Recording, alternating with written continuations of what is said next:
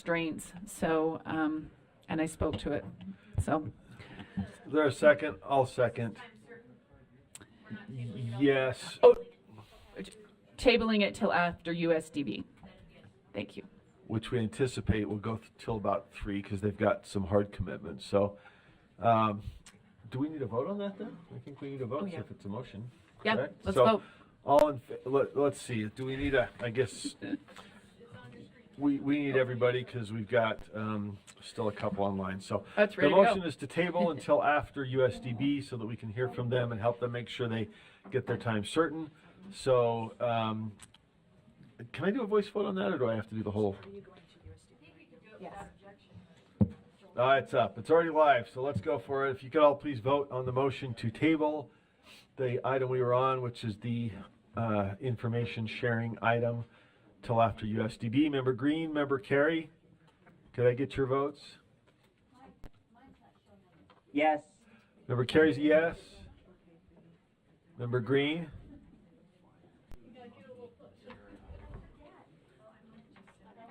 Do we have Member Green? We don't have Member Green. We have 12 votes in the affirmative, 13.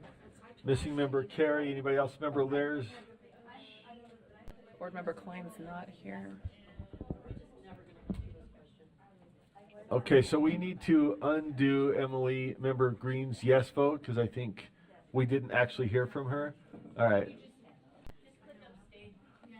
I'm sorry, did you need something? Oh, Member Green, we had a motion to table the information sharing item until after USDB so that we can help USDB folks make a hard commitment time.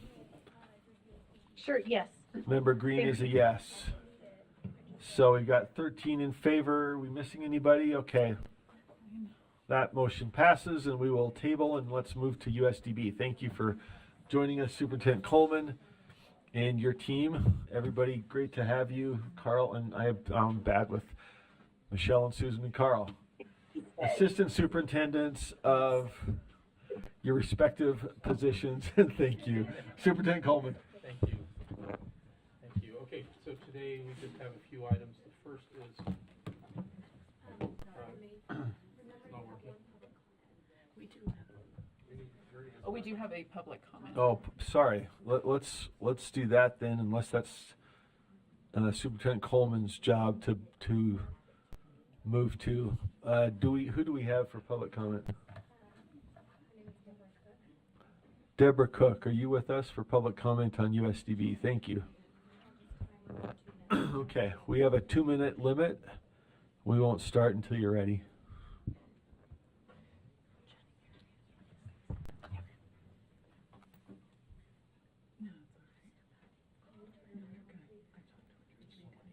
There we go. Okay. Bear with me. I'm a little nervous, so I'm sorry about this. Well, I first want to start off by saying thank you to those I've been in contact with. Sorry for my persistence in getting this meeting to some of you. I really do appreciate you all being here, though, and taking the time to meet about this, because this has been something I've been struggling with in my own family for several years. I just wanted to ask that I don't know if changes will be happening today, but as you continue to meet, to please when you go over rules or requirements for special education schools such as USDB, that not only the pros but also the cons are taken into consideration. I'll finish with 2 examples. Information I received before today and before being able to have the chance to talk with Michelle that I received from other staff at USDB is that there are rules that state children with CAPD can only have CAPD, which is auditory processing disorder. This coincides, and Michelle's going to explain that, by the way, for those who don't understand. This coincides with the second example, being to have children with CAPD being professionally tested for things. They require at the school that children with CAPD also need to not have other problems such as anxiety, autism, behavior issues, ADHD, etc. Having looked into that myself, it was several $100s for each visit, and it is not attainable for some families who are already paying for medical bills to help their child who has a disability. Most, and this is something I just learned as well today, most families do not know that USDB can help with that because it's not usually presented when you go to IEP meetings. It is also unrealistic to require that a child only have one disability to receive help or be admitted into a special school. No child, especially with a disability, will be without any other problems, especially anxiety, or struggling with handling their diagnosis, and their feelings may show through their behavior. I feel the bar may have been set a little high for children who have CAPD in order to receive help from special education schools like USDB. 5 seconds, 10 seconds. Oh, I'm sorry. To have an official diagnosis of a hearing impairment of any kind from a professional should be enough to warrant help for a child going through this and trying to manage this new life of their own. Special education schools are able to help children and their families manage their disability and how to manage their new way of living. I've seen that within my own family, and I hope it can help other families too. And new information has come to light with this meeting, and this is what I understood at the time. And now, having spoken to Michelle Tanner, who is here, she and I are also going to work through this as well. Thank you. Thank you very much for joining us. Appreciate your input. Back to you, Superintendent Coleman. Thank you. Okay, the first two items on our agenda are two contracts that just need your approval because they're over the financial threshold. The first one is an exterior painting project that's been in the works for a long time. The contractor finally got the bond, so we're ready to go on that. And the second one is a recruiting services contract. I think because they're not on a consent agenda, you'll have to consider those one at a time.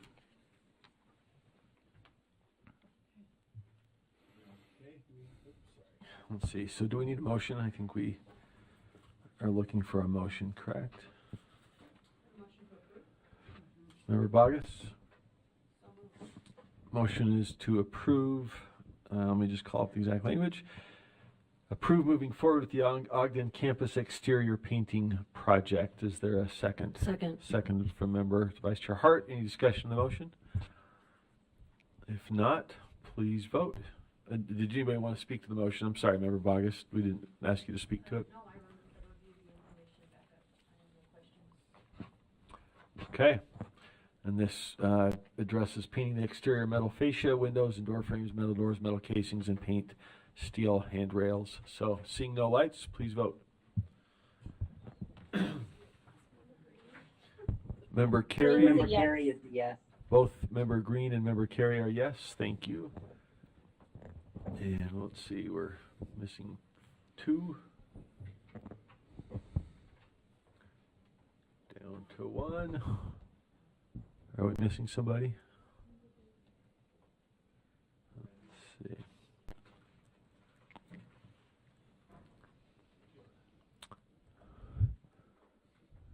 Okay, voting is unanimous. That passes. Thank you. Back to Superintendent Coleman. Thank you. The second item is the proposed contract for educator recruiting. This is only for the blind school to recruit TVIs, teachers of the visually impaired. Part of the reason for this is because we have, I think, like 5 of our own vacancies internally, but we also have another 4 or 5 that other districts are requesting for us to serve them. And so it's very hard to find teachers of the deaf or teachers of the blind. And so this is an outside agency. We're going to recruit first and do everything we can. And if we hire them, then this doesn't apply at all. But if this agency finds people for us above what we can find for ourselves, then they charge a fee that's equal to 20% of the first year salary for the person. So it's actually quite a small price to pay, especially because once we recruit people, they stay. We have very low turnover. And so be happy to answer any questions if you have them. Did you say that's just the first year? They get a cut of the first year's salary? Okay. Salary only, yeah. Yeah, okay. Any other, Member Davis? Yeah, I had some questions when I read the contract that I had sent to you and our AAGs that we're going to contact you, Superintendent. And then I'm looking through my text to see if I ever got a follow up on that. Can you remind me maybe AAG or have our AAGs address this, or maybe you can, Superintendent. But so just to make sure that it is legal to use a recruiter, and then in the contract, the way that I read the piece about the compensation, it looked to me and to one of our AAGs that it seemed like it was more a piece of the every year for up to 4 years because it had that annual in it, instead of maybe more of a clarity on that it was just the first year. Yeah. And where is the money, how are we paying for that? Great questions. No, it's only the first year of the person's hire that the fee is, but the contract with the company is for 4 years to Okay. provide these services for us. The money comes from, for example, we have positions that we can't fill. That is that salary money for them. So if we can't fill them, then it would come from that salary savings, so to speak. Got it. And so the money's already allocated for that position.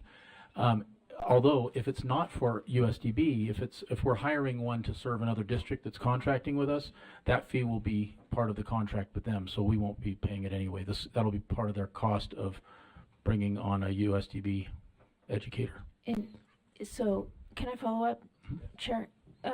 Okay, so I guess that would just be written as part of their salary for the first year, but then the next year it would go down that 20%. If someone was looking at those, like transparency.com or whatever. Yeah, it wouldn't be part of their salary. It would come out of our salary budget, where we always have vacancy savings for positions that we can't fill, like these. Okay, so it wouldn't show as part of their cost? No. Okay. No. That's helpful, but my Right. bigger question is, do we need to adjust the language just a tad so it's more clear that it's a one-time payment? Because I didn't read that anywhere in the contract, and even one of our AAGs thought it wasn't clear. So we'll review that. Our Chad Hines is our procurement officer, and Okay. he's the one that buttons up all of our contracts perfectly. But we'll double check to make sure that that's the case. That is the agreement we have with the company, though. Okay, thank you. Any further discussion, Member Hymas? Oh, sorry, Member Hymas was first, then Wood. Member Wood? Yeah, just a quick question in terms of if you recruit for other districts, do they have the funding in place, or that they know that'll be part of the contract? Or have you talked to other LEAs in terms of that, or is When that they- just something that's agreed upon? We agree on the contract before we start working together. And do they And we have, would do this a lot with them. Now, so far, we have not had a fee like this because we haven't, for these positions, so let me clarify that. We have used companies like this before for other positions, but not for these positions with contracting. And so it's legal for us to do this process. When we talk to the LEAs, they're responsible for providing the services, and so they can use USDB or not. If they want to, then this is what they'll have to pay. they'll agree to that and know Right. that? Okay, thank you. Yeah.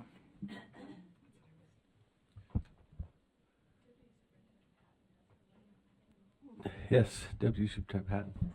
If I could speak to just two things, Board Member Davis, in the contract itself, or in the contract, it does state that we will be renewing this contract or reevaluating the contract in March of 2025.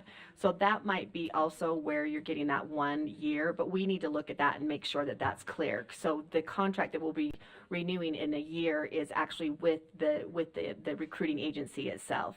So is that clearer? Does that answer the question? Just a really quick follow-up. That Yeah. actually was clear Okay. in the contract. It Okay. was the piece of the compensation only being one time. Yeah, and we can add that, as Yeah. Superintendent Coleman said.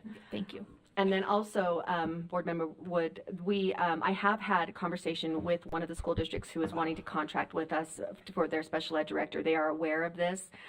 They were in favor of this because, again, their problem is just they can't find the TBI. So they're like, if you guys can do that, fantastic. So, of course, we didn't talk about details, but they are aware of this. Okay. Further discussion? Anything else? Member Hymas for a motion? Thank you, Chair. I move that the board approve the educator recruiting services contract. Okay, is there a second? It's been seconded. Seeing no lights, please vote. Green is a yes.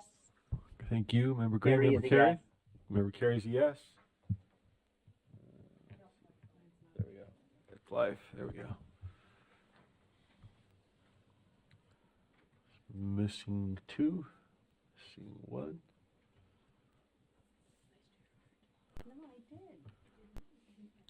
That is unanimous. Thank you. Back to Superintendent Coleman. That passes unanimously, just for the record. Oh, we get him on, Joel. Thank you. One last thing, if this works well, we'll be using it for the deaf school as well, because as you know, none of the colleges in Utah produce the kind of deaf teachers we need for ASL, so we're always looking all over the country for that. So we'll see how it works. Okay, next item we have, actually I'm going to turn it over to Mr. Empey. He's going to describe, this is the first of 2 times you'll see this on your agenda. Consistent with the law, school fees have to be presented to you in 2 consecutive meetings, with the public having an opportunity to comment on that, and that you will actually vote on it next month when it comes back to you again. And Carl has some additional information. Thank you, Superintendent. The fee schedule that is in your packet is a list of our proposed fees. I come with a proverbial hat in my hand because I made a formula error on the first 2 fees on the educator and audiologist.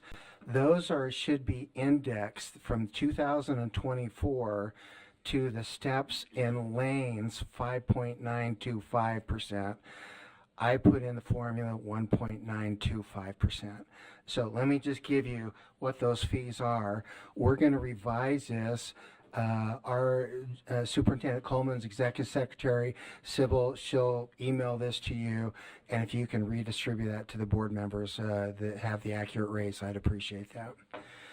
The educator, the proposed fees goes to $88.70. The audiologist fee goes to $94.17. The other changes is when we prepared this list, the legislature was only going to give a 1% increase for salaries, but subsequently they changed in the last 2 weeks and bumped that up to 3%. So the changes are going to be in the educational interpreter, the teacher's aide, and student educational services aide. And we'll update those to increase the fees accordingly on that. So, Mr. Chair, I'd be happy to answer any questions. The fees in the green section, I had to just say, are the student and parent fees.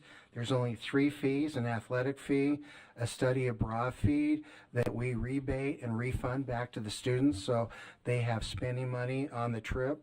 And Dr. Tanner's getting ready to take her kids to Egypt this month. And then the driver's education fee. The box in blue are the LEA fees, which we charge the 3% or greater of the student population. The bottom section is just miscellaneous fees that we charge our staff. So with that, Mr. Chair, I'd be happy to answer any questions. Questions, comment? I'm in the long document that's, I'm looking for the fees. Next tab. Just to see what the difference is. You said that one went from something to something. Yeah, the educator in the blue on the second box in blue. Yeah, sorry. Does everybody else have it with me? I'm having trouble finding anything green or blue. It's on the screen. All right.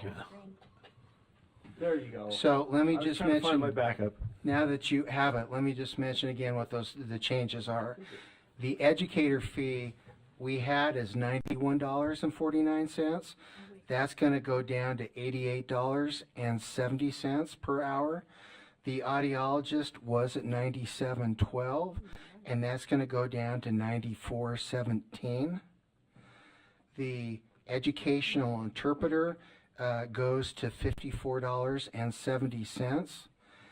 The teacher's aide, the second from the bottom in the blue box, goes up to $17.83. And the student educational services aide goes up to $35.93. All right, thank you. You're Appreciate welcome. that. I just could not grab it.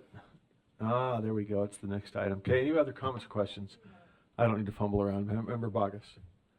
Maybe this is something that I missed and you've already articulated it. It says student services aid. That actually goes down. Because let's see, on that one, no, it goes from student services you're right. No, it goes from 3523 up to 3593. Clearly, I I'm need sorry, reading glasses. I was just looking at the last two digits, and Well, I may not have said that right, so okay, thank you. you're welcome.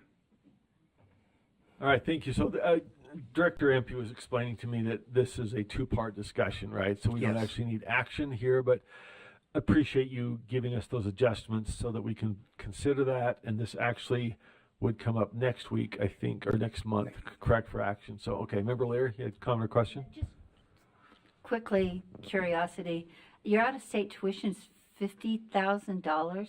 50,500, yes. Right, I was rounding. Okay. And how many out-of-state students do you have? We have 0 right now. In the past, we've had 1 student. We have 1 now. Okay. All right, thank you. You're welcome. Okay, seeing no other discussion to that discussion item, back to you, Superintendent. Actually, we're going to stick with Carl for the financial report.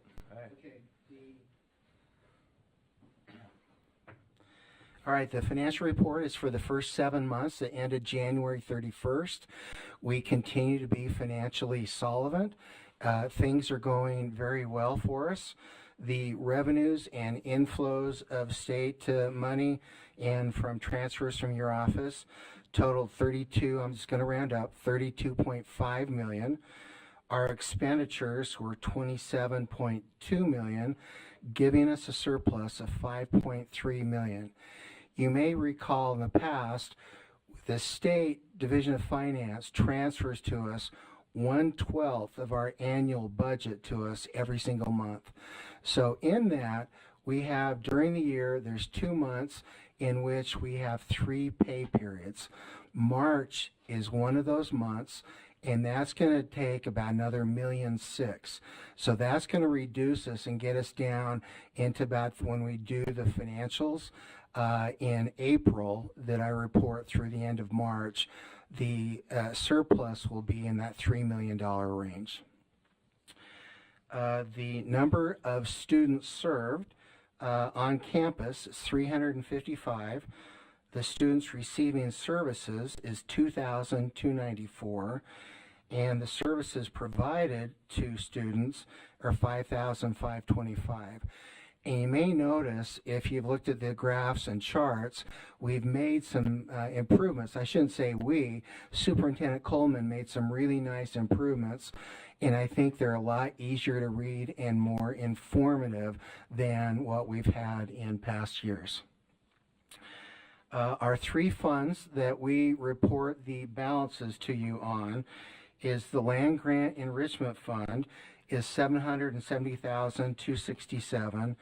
Our donated funds is $279,145, and our Education Foundation is $1,116,262.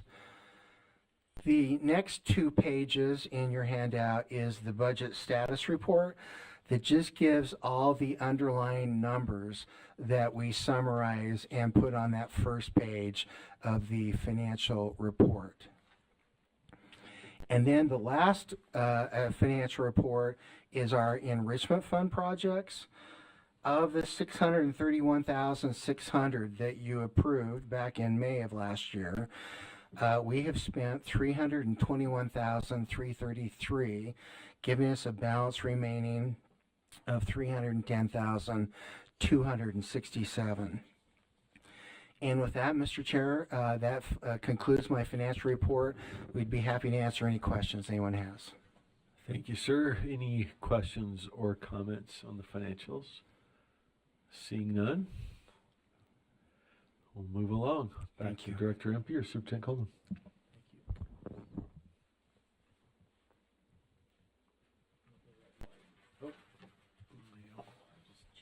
Thank you. Okay, so the next item we have is, was at the request of board leadership and consistent with public comments that you heard today. And so we thought we would just explain a little bit about central auditory processing disorder, how that plays into the IEP process, because you may receive questions about this in the future as well, as some of you already have. And so Superintendent Tanner will talk about that before we get to the really exciting news about our deaf school accreditation. Go ahead, Dr. Tanner.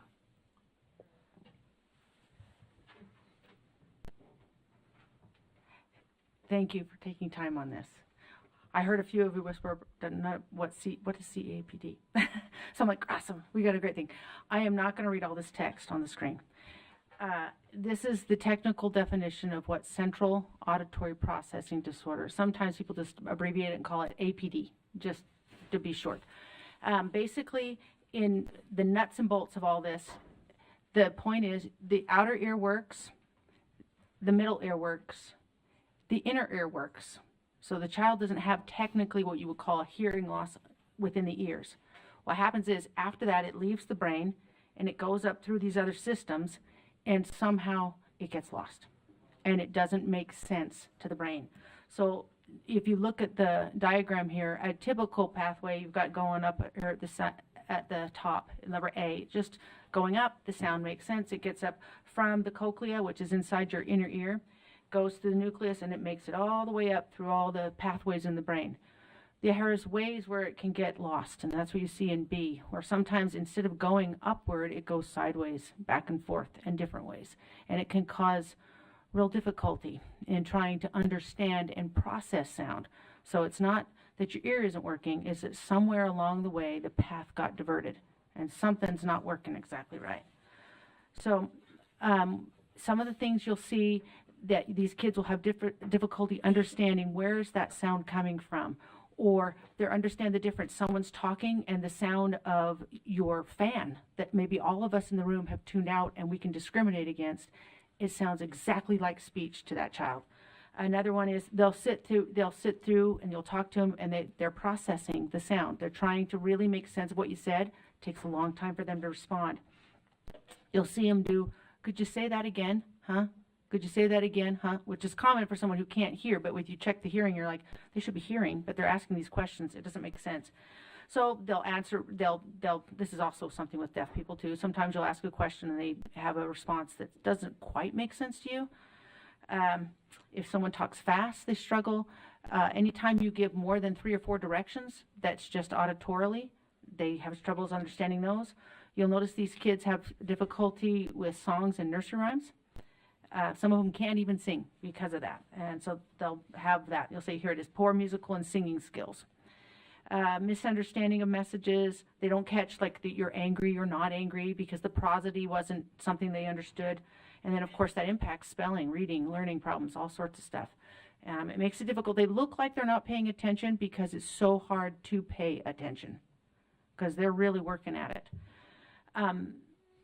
The one thing that you have to be really careful with CAPD is that there are a lot of similarities between these other disorders that you see listed here. ADD, ADHD, which we all have known about, developmental delay, so a cognition issue may be impacting.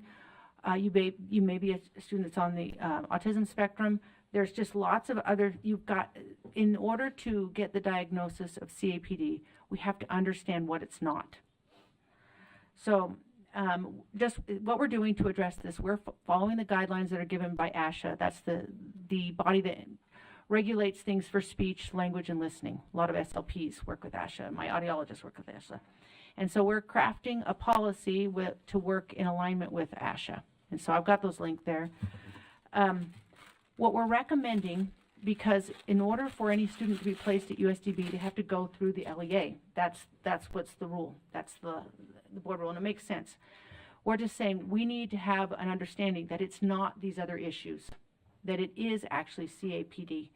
And so these are the results of assessments, cognition to determine if it's an IQ issue, or what's their language and receptive understanding. How are they interacting with language? Are they able to speak? Some of them can, some of them cannot. Psychological disorders, autism, all mental health concerns, vision loss. There's so many things we just want to make sure that it's not. So it's a matter a lot of times ruling other things out. So we also need some information, obviously, from an ENT and from an audiologist. So when they're considering placement at USDB, we just want CAPD to be their primary diagnosis. So and I think that's what got misrepresented to the parent, is other impacting comorbid conditions can be actually there. We have deaf kids with autism, we have deaf kids with behavior problems, we have deaf kids with ADD.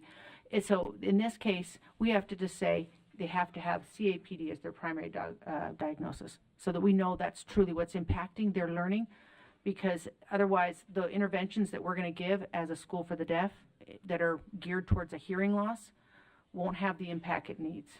So we also want to make sure that the LEA is doing the appropriate interventions. There are some things that can be done to help mitigate that. Wearing an FM system can help, because those environments, if you think for a little child in a classroom of 30, they are the most noisy places. Even if you have a fantastic educator who is managing that classroom, the signal to noise ratio is what we call it, is extremely loud. It's hard for any of us to pay attention. But if you've got CAPD, it's almost impossible, because everything banging this is going to sound just as loud as my voice. So it's hard for them.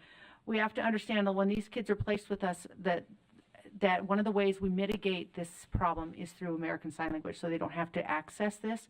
I was explaining this to other people. There are different ways of CAPD. It could be, when you're watching TV and you're watching the signal keeps cutting out and keeping up, and you're like, I'm done with that. You turn off the TV.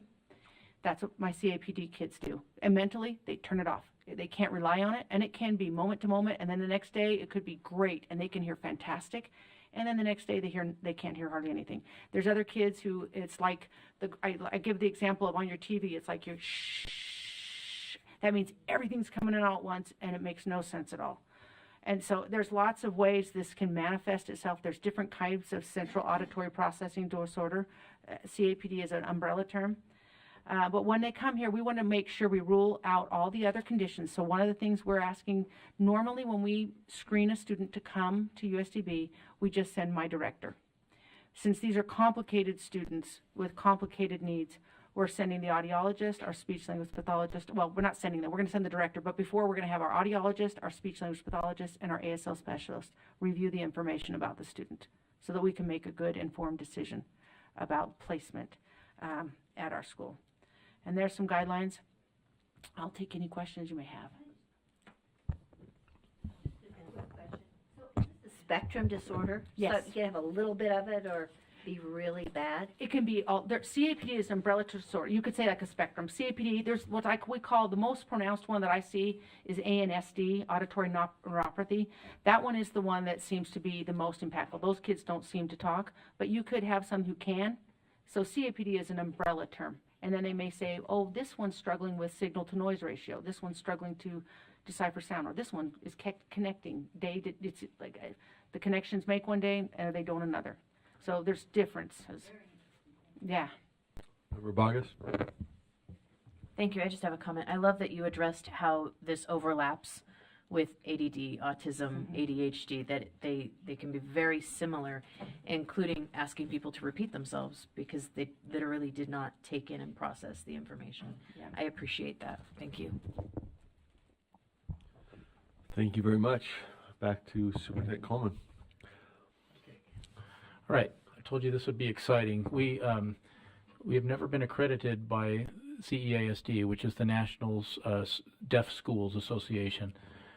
This year we're going to be, we went through that process. Next year we'll be doing the deaf school AER accreditation and, the blind school, and the Cognia, which is the accreditation that all schools do. So we're doing lots of accrediting things now, as well as we have, in a year and a half, we will have essentially 7 of the same process going on, where we take the whole school apart, put it together with different groups, including the ones doing our buildings. We were just notified we're going to have another one. DFCM just assigned another group to come do the same thing with us, so we're starting all over with that, including our self-assessments and everything. Anyway, this one's exciting because it was awesome. And we're going to go through the slides that which are not very many, the slides that they actually showed. They got all the kids together in the auditorium, if you can imagine explaining to kids what accreditation is, you would have thought that they just won the Super Bowl. They were so excited. It was awesome. So we'll go through, because I looked at this and I thought, oh, the board needs to know this. This is really great. So we'll do that, and then I'll just let Superintendent Tanner walk through it with you. Okay, I'm not going to go through all these. These are our chair members that came to, and what it involved. I think most of you understand what an accreditation is. The accreditation for this piece is specific to the deaf school. And there's 12 standards that they use to evaluate us. And they bring in professionals in the field of deaf education. And so all of them are either were a superintendent, retired superintendent, or one of them, again, the other was director of student life up in Boston. Anyway, we went through a year-long process of a self-study, and it was pretty intense. And it's if you ever want to read it, I can send it to you. It's 165 pages. I'm sure you'll love it. They involved all of us. They started off obviously with the administrative leadership team. They interviewed students, staff, interpreters, audiologists, related service providers, parents, alumni, and all the people that helped to support it. And so what they're going to do when they get done with this, by the way, they're going to give me a report from their more in-depth commendations, meaning great job, and recommendations, things we can always do better. And usually what they do in each of these standards, they give you, when they present, they give one commendation and one recommendation. But then when they send me the report, there'll be others. They just pick the ones that they thought were the primary ones to look at and consider. And so I'm going to go down that. So here is our commendation for the philosophy and mission. They went over this several times. They were so complimentary that we are able to balance American Sign Language and the listening and spoken language thing, which, as I've said before, is unheard of in almost any state. Any state. And in fact, the retired superintendent said she was a part of a project called the Common Ground Project to try to get ASL English and LSL groups to get along and to cooperate and work together. She told me that when she got here, she texted the other people. She's no longer doing that. She's retired. She said they never achieved actuality on that, she said. But she sent a text to them and said, we got it here in Utah. Utah's the only place that's got it. And so she told us we should be presenting all over the nation on how to do that. So one of the things they recommend for this is that they would like us to engage in a review of our mission and vision statements, and then do a 3 to 5 year comprehensive stakeholder group, involve the stakeholder groups, and do a comprehensive strategic plan. When she came to the governance and leadership, I just want to tell you one of the things that she said to me. I want to thank each and every one of you who were able to attend that. I know not all of you could attend that, but I even got text message people who couldn't attend, and I thought that was very kind. Really appreciated that. They noticed that, and they were applauding of the fact that we have a very tight relationship with the Board of Education and the Advisory Council, and they were very impressed with that. And so they had no recommendations. Not one. We were pretty excited about that. I mean, that doesn't happen very often. They didn't have anything. They thought it was that great. So I was really excited about that. Yeah. They loved you guys, and they loved how we're all working together. So I thought that was fantastic. They also were impressed with the Portrait of a Graduate that we have at the School for the Deaf. Obviously, the state is doing MAP as their Portrait of a Graduate, and we have adopted ours, which is DEAF. And honestly, all we did was add one letter. It's the same thing that the board had, only we added one specific to deaf and hard of hearing. And again, this is where they mentioned, again, the school improvement plan, 3 to 5 year plan, which they recommend, which is actually a common recommendation amongst when they come to do these accreditations. So that wasn't too upsetting. They also, they appreciated the stable and adequate funding that we have for all our programs and services provided through the legislature to us. That makes a big difference, that we're financially backing the school. This is the one concern they had, and obviously it was their greatest concern. In other schools for the deaf and blind across the nation, all the aides receive benefits. it was, I guess, shocking to them that we don't. And that we don't have benefits for our teaching assistants. And so they recommended we start talking about ways to provide benefits to our teaching assistants and establish some compensation schedule for them. Facilities, they're doing a great job of keeping track of our campuses and doing a great job of keeping them up and running. They saw our need for space. They agreed that we need a building for my high school students, but then they also said to us, you have a lot of students next year. That building's going to be 3 years out. You're going to have to see what you can crunch some more because it's not going to fit. So this was the recommendation, is that we somehow figure out a way on the OEC and the JMS campus to maximize even more what we've got going on for the classrooms. So we're going to try to do that over the summer, so we're ready for the fall with those 68 preschool kids that are coming on the deaf school. Again, this is the thing they talked about. Again, they applauded us for being respectful of both American Sign Language and the philosophy that brings, and the listening and spoken language philosophy. And this, as they put in here, it's an excellent example of two modalities can work together for the benefit of students as appropriate. They also thought I had a lot on my plate. Maybe I should have a few or less direct reports. I'm looking at that. And the other thing was they prided us on our state mandated online training protocols and procedures. We do a great deal of things online for health and safety, and then they want us to still continue to find ways to make our campus emergencies, threats, and protocols and training for our staff better, which we have been working on. Actually, it's something we constantly are working on as a team of the deaf and the blind school together, and we have teams working on that. So they saw the need. That's important.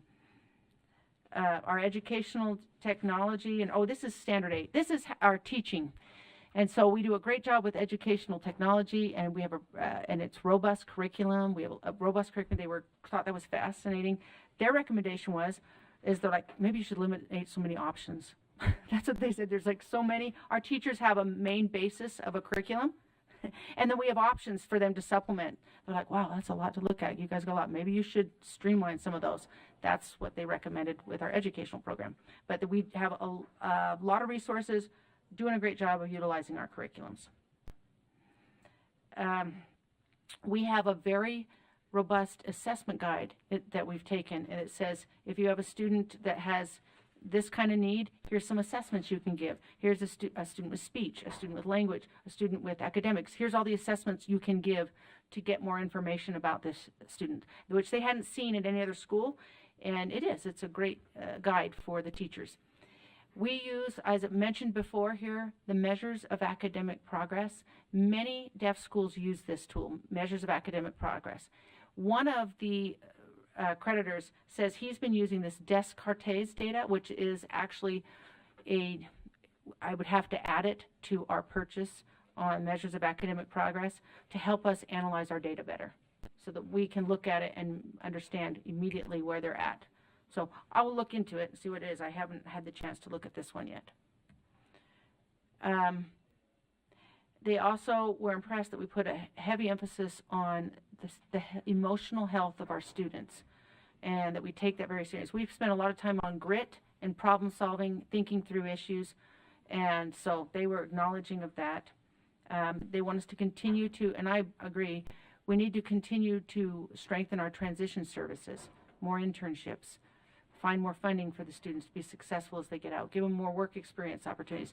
It can be difficult because not all sites are, excited about having a student they struggle to communicate with, a student who signs, and so we do have some needs right here. This is important. Our student life. This is another one. I thought this was fascinating. Apparently, even in Boston, the CEASD accreditation team commends the Utah School for the Deaf for being a national model in providing enrichment opportunities, such as robotics, drone technology, STEM, international studies, and academic competitions. Apparently, other deaf schools have taken note and it's making a difference. I'm so proud that my students are able to compete academically, not just in all these things, but these STEM activities make a difference because they make them think, they make them problem solve through it. And so we're now going to, we just finished the regional competition for what we call the Academic Bowl. It is hard. It is so hard to do. Our kids are going to the nationals. I'm so proud of them. They're going to the nationals. So that's a big deal. And they're juniors, which means we're going to be going next year too. And we have to compete with them before they leave for their national tour. They've invited me and some other people to compete. I'm a little nervous. I've seen the questions.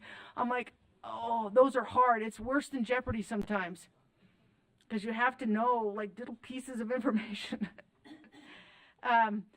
And one of the recommendations, how to explore the after-school programs for all the campuses, some of the smaller campuses. Transportation was mentioned because obviously our students are all over.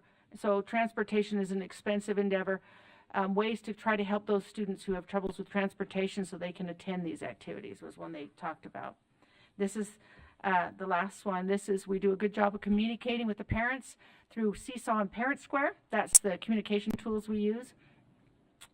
And they wondered, as they talk with IT, that we could involve more the classrooms, the teachers, in before they purchase some of the technology that we have. And so that was their recommendation. And I love this. They did this when they did it without reservation to the CEASD Board of Directors of full accreditation. So we did great. Well, we did really well. We had a student, Joel was sitting back in the audience. He said there was one student who 3 times, yeah, our team won. We're like, and he said it 3 times. He didn't quite get it, but we were excited that he was excited. It was awesome. The kids were excited. We're excited. Thank you.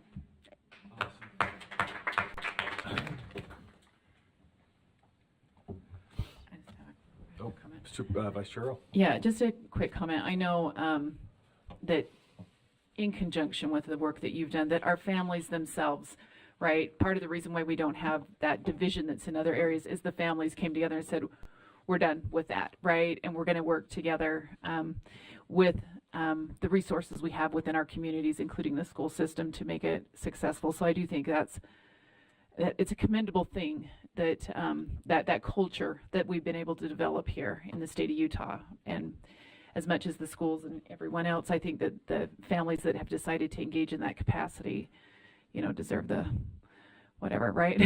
So anyways, I just wanted to make note of that. And thank you for bringing this forward and all the work you've done on it. So appreciate it.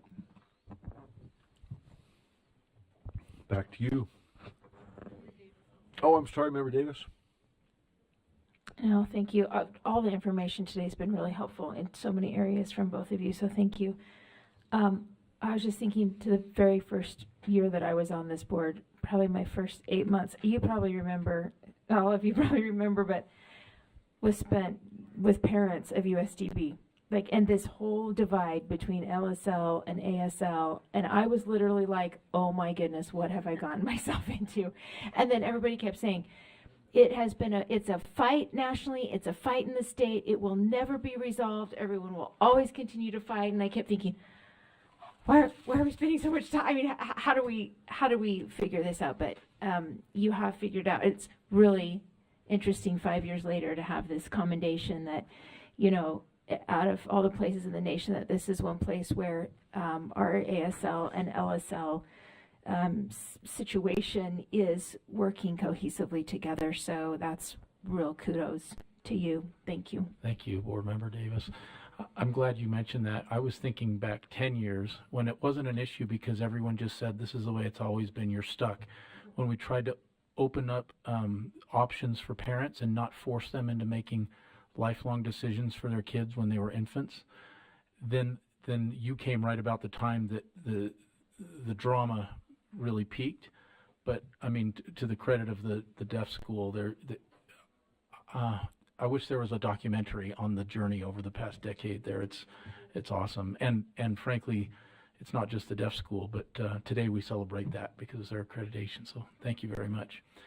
The last item we have is just superintendent report. And I'm sorry. Oh, is there another comment? Oh, Leanne, go ahead. Sorry. Member Straight then? First. No, I just wanted to accommodate you, having been in a family where we had family members yelling at my mom for teaching my sister sign language, and then having neighbors come to her door and yell at her for teaching her sign language. Having seen that personally, that fight, to hear and see the accommodation is just, it is really, it's miraculous and a lot of hard work on your part, so thank you. Oh, thank you. I was caught up in Leanne's. So you'd mentioned your use of Portrait of a Graduate. You said there was one area that was a little bit different. Could you go into a little more detail on that? Sure. So they have academics, autonomy, and performance. That's MAP, I believe. Measures autonomy. Yeah. Purpose. So what we did, we took those same concepts, because we had been developing ours the same time the state was developing theirs. And so all we had to do, it was fascinating because we were finishing ours up. And EAF matches with MAP. But D is specific to skill sets that a deaf and hard of hearing student would have, because there are obviously different ways in which they interact with the world, knowing how to advocate for themselves, know how to navigate the world in a world that's not focused from their vantage point, and how to get your needs met, how to, I'm thinking just communicate is such a big thing, but it's the communication issue, the language piece, it's a big piece on that. And we actually do that from 0. We have all, in the Portrait of a Graduate, you'll see goals and objectives from age 0 to 22. So it's the same as the states. So we're happy that when we got done with that, we looked at it and thought, oh, this is the same as the states. This is awesome. We only had to add our D on there.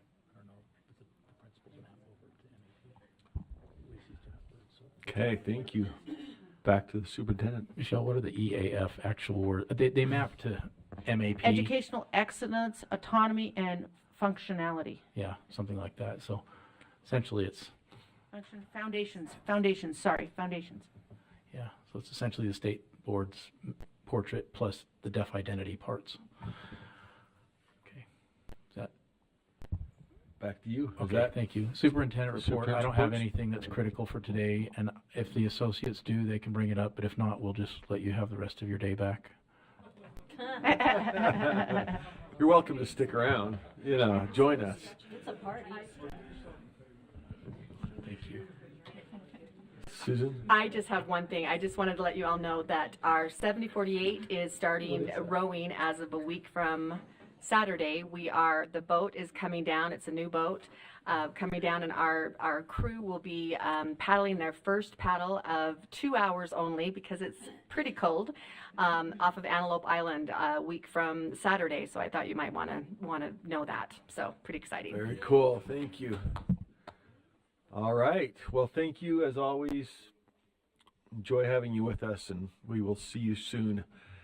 And if there are, if you don't, I think you always do a good job of sending us these invites, but the stuff you bring up, we'd love to see the email after we've gotten our brains kind of stuck on it. Thank you. Thank you all. Excellent. All right.